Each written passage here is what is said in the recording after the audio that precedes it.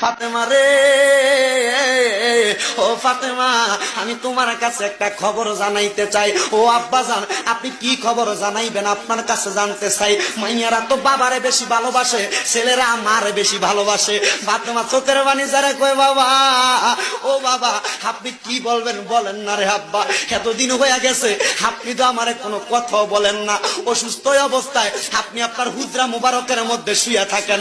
আমার দয়াল নবী কয়, রে জগৎবাসী, আমি যখন অসুস্থ অবস্থায় আমার হুজরা মুবারকের মধ্যে শুয়েছিলাম, আমার আল্লাহর নবী বলেছেন, মা বাইনা বাইতি ওয়া মিনবারি রওজাতুম মির রিয়াদিল জান্নাহ। নবীর রওজা থেকে নবীর ঘর পর্যন্ত এটা জান্নাতের একটা টুকরা। এই জান্নাতের নাম হলো রিয়াজুল জান্নাহ। আমার দয়াল নবী কয়, এই উম্মতের দলেরা, আমি নামাজ যখন পড়তো মদিনার ভিতরে মানুষেরা, আমি আমার ঘর মুবারকের মধ্যে শুয়েছিলাম। শুয়ে থাকা অবস্থায় আমি জানালার পর্দাটা সরাইয়া দেখি আমার আবু বকর ইমামতি করে রে। আমি নবী চোখের পানিগুলা পালায়া কই, ফাতেমা রে,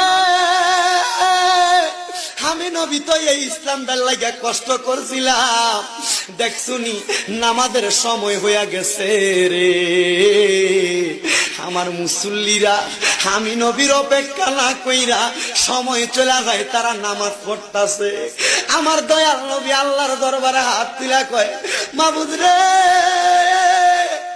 ও দয়াল আল্লাহ, কিয়ামতের আগ পর্যন্ত আমার উম্মতেরা যদি এমন ভাবে নামাজ পড়ে রে, আমার উম্মত রে তুমি